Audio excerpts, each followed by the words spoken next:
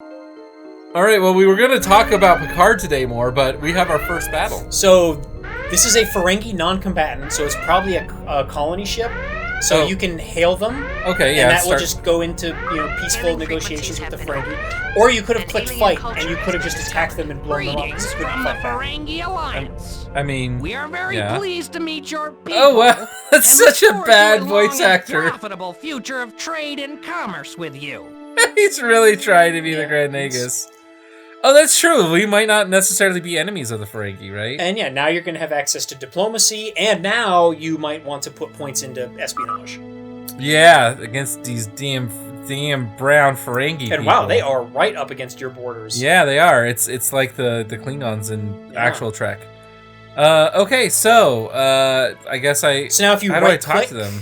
And open your context menu and go to the bottom left, that's the diplomacy menu, so you can talk to everyone you've met so far. Oh, it looks like I can talk to the Trills. The Trill are receptive. You can send them a request for friendship, and they'll probably accept it. I can propose to them? Oh. Yeah, propose a friendship treaty. You can offer to bribe them. Yeah, we'll just with say like credits, but they're receptive, so you probably don't have to. Yeah, why didn't we do this last turn? Didn't we meet them before? Yeah, we could have, but I one thing at a time, you know. And now if you click on the Ferengi, you can also negotiate with the Ferengi, and the Ferengi are a major civilization, so you're going to have more options. Okay. Like, start with peace treaty. You probably want to start with peace treaty, yeah, which is going to be a non-aggression pact. Because this is a game that, for turn-based strategy, is kind of interesting, because you actually start the game in a state of, like, not open conflict with the other races, where you can actually fight and have border skirmishes. Right. Without being in a state of war. Right, like old nations used to. Right, but if you sign a non-aggression pact, then you will be prohibited from entering their territory. And wow, 25 turns is the minimum? Wow. Yeah. The turns go very quickly. I mean, what does change tone do? I think it makes your statements like more aggressive or something.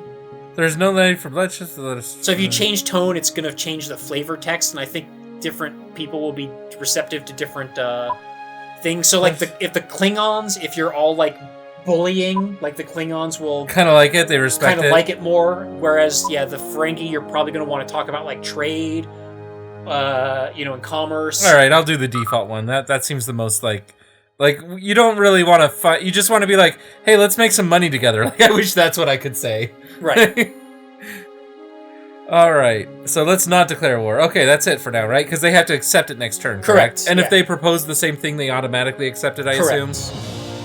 Okay. And then here's your event log that tells you all the things that happened this turn. Hey, look at us. Okay. All right. Oh yeah, because I need to right-click to go anywhere else. Yeah. Okay, let's go to space and let's do some more exploring. Wait, can my colony ship... How many turns is it going to take to terraform? A lot, right?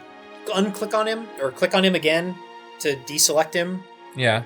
Make sure you don't move him, because that might cancel a terraform war. I think if you highlight over the planet that you're terraforming, I think it will tell you how many turns it takes.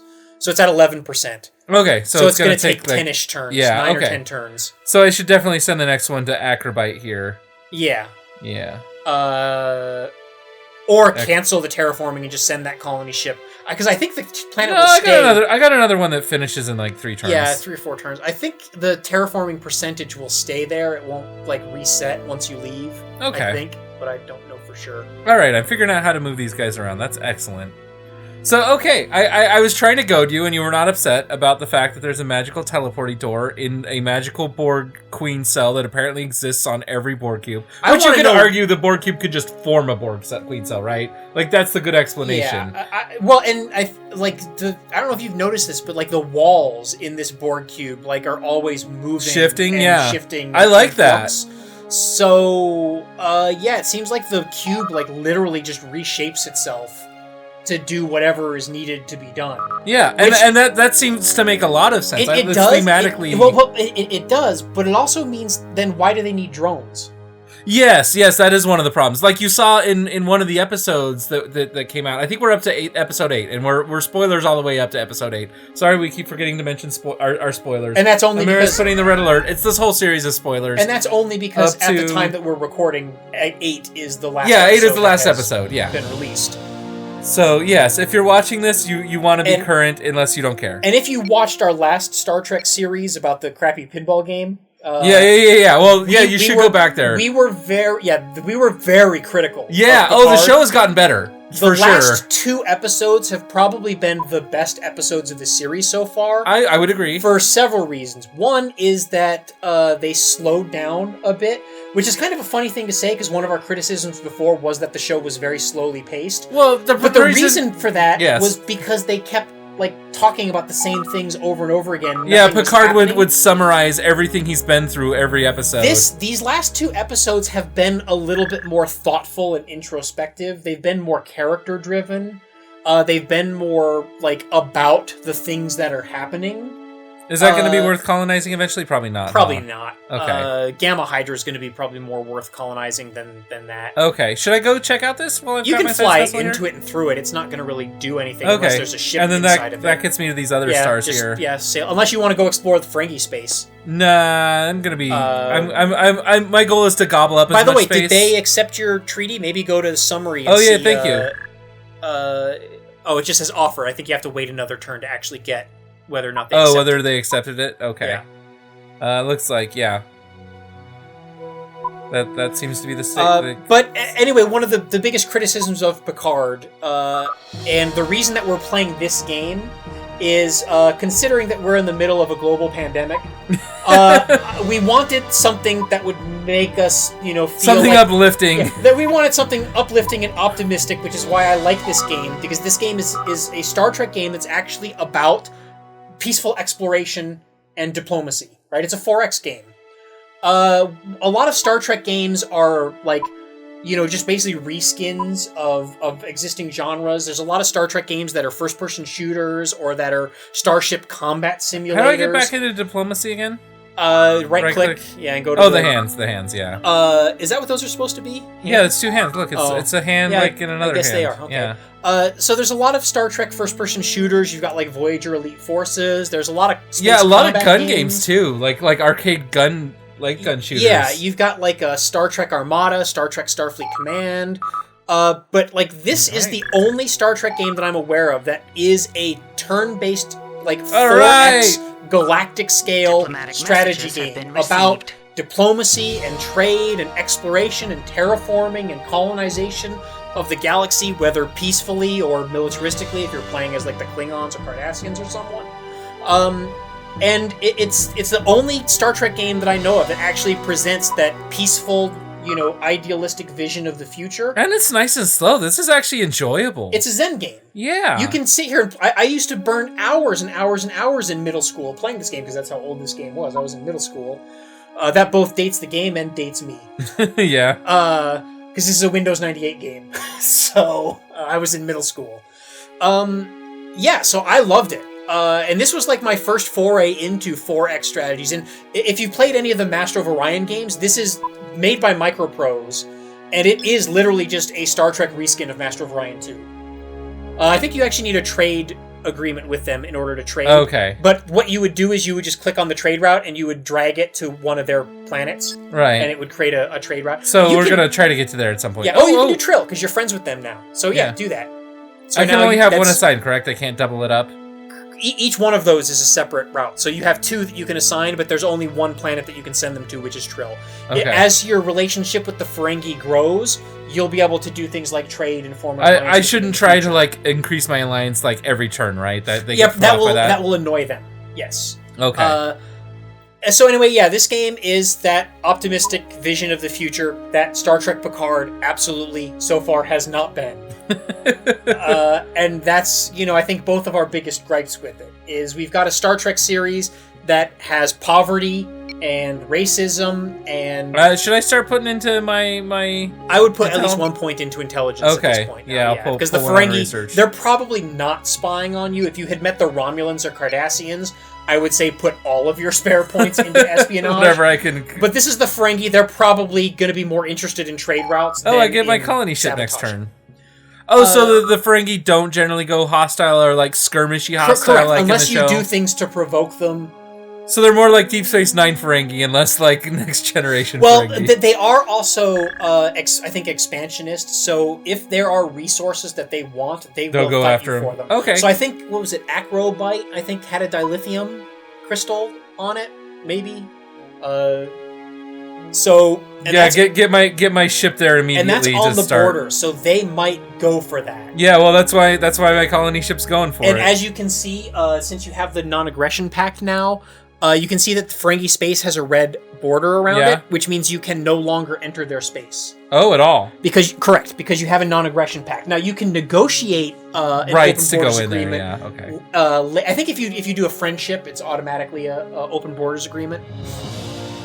Which is why I can fly through Trill still. Yeah, well, the minor races I don't think close off their space. I don't remember. It's been 15, that's a neutron 20 star. years. That's why you told me not to explore there. Yeah, Okay. that might damage or destroy your ships when they enter the sector. I don't remember for sure. Like, black holes do not enter the sectors that have black holes. That will just blow up your ship. Neutron stars, I think, are safe, and in fact, they interrupt sensors, which means if you have, you can actually hide ships and fleets in nebulas and neutron stars, and the other players can't see them. Oh. Unless they have strong enough sensors. How very original series. Yeah. Oh. Okay, double click.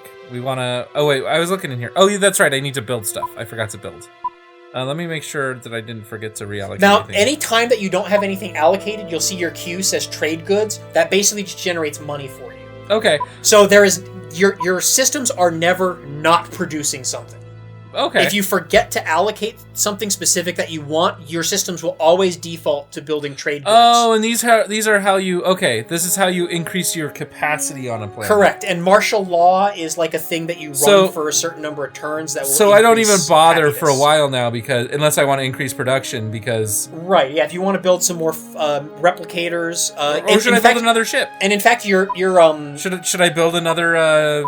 colony ship or a destroyer? A science vessel or a destroyer is probably a good idea at this point in case the Ferengi do suddenly turn hostile. Yeah, let's build our first destroyer. Also, if you go to production, your system is now at maximum population capacity. It cannot grow any further, so you might as well deallocate your food production so that you're not generating an excess of food because your system's not going to grow anymore anyway. Oh, but it goes to negative 13, one takes it all the way down. So to yeah, negative, we just leave it there just then. leave it there, but you don't have to build any more farms. So no more people in all of this system, correct? Correct. That system is maxed So the out. only way to add any to our anything is to deallocate from research. So or we're probably not intelligence. going to build anything else then. Oh yeah, unless it's going to be ships. Unless you get into a situation where you like need to build a fleet real quick, like because of a war or something. Like it wouldn't hurt to have the extra replicators in case you do need to increase capacity. Oh, and just take everything away from the universities. Right, you would pull everything out of intelligence and research and put it into industry if you need to. Yeah, and later on you might have planets that you specialize in. And at some point in the future, when you run out of useful things to do... I'm good to end my turn here, right? I think I've done everything. So, after you've built a few ships and you don't have anything else to do, go ahead and maybe build a few replicators just so you have that extra capacity if you need it. Okay, yeah, that guy's in progress. That's what the purple means, right? Sorry, this is a second science ship that you're talking about? Or no, this is the first science ship. Yeah, he's already... You see the purple line? He's moving to the west. Well, it's not a purple line, but it's a purple dot. Yeah, it's a little hard to read. Yeah, okay. Whatever. Okay. But you do have your second colony ship, which, is moving, so you're good. and it's there now, isn't it? No. It's one more turn. He only moves one sector. Oh, I thought he had already moved the one turn. Right. Oh, he moved east instead of south. Yeah, instead of south. All right, let's check out this planet because we're pretty close to probably terraformed at, like, here. 20 or 30%. 58%. I've been taking turns. Yeah, we're already on turn 8, huh? Yeah, I don't think I have anything to do this turn because, like you said, Soul isn't changing. Correct? There's nothing that is physically going to change on it. Yeah, nothing. Yeah, Soul is. Now, if you when we set up the game, there was like Oh no! Oh yeah, this one's still in travel. Next. There was like a technology level for each race, and you could start everyone else lower. 2. Yeah. You could start at 1, and if you start at 1, or I think it maybe goes down to 0. I don't remember for sure. But if you start at either 0 or 1, only your home world is colonized at that point, and you actually have to terraform and colonize the other planets in your home that sounds system. pretty cool. If you want to start everyone, so it's a much slower start. So it just takes that many more turns to actually get to any of the good stuff. All right, let's terraform one of these suckers, or is it colonized? There's an M-class world, so you could just colonize it, but if you colonize it now, you would have to later send another colony ship to terraform it.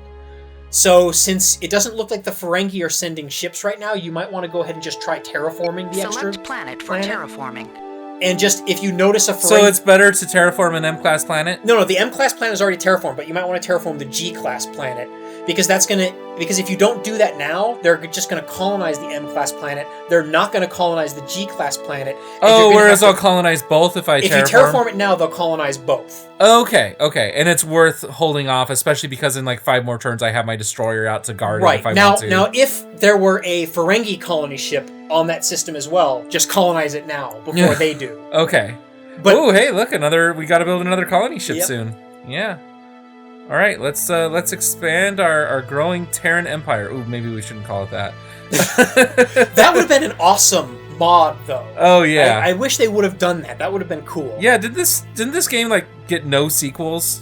Correct. Microprose went under a few years after this game came out. Microprose is... They made all the early MechWarrior games? I love that company. Did they? Yeah, they also did, they did the early Master of Orion games, and I think they also were the company that Sid Meier developed the first 2 Civilization games for. All right, anything else I should do before I end this turn? So I've moved everything. Every ship is moving. The Earth Sol system is moving. Yeah. This company did a lot of strategy games, and Civilization is also one of my favorite game series ever. So, cool. Well, I'm gonna just enjoy some of this game, and we're gonna come back a little bit later. So yeah, we're gonna do our first ever like little time warp, and we'll just. Well, I don't know. I think we could probably just talk about Picard for. Oh yeah. Okay. We'll end the episode. Yeah. We're not limited. We're limited to 20 minutes because YouTube stops showing people videos and people stop watching. It's a 4X game. The early exploration is always the best part of the game. Oh, okay. So we'll do a little bit more of that, I think, and then when we get to kind of the mid-game where we've colonized a few planets and like not much is going on, then I think we'll... Oh, wow, that's terraforming faster than this. Okay, cool. So, yeah, we'll talk to you again next time on The Branch. Next time on The Branch.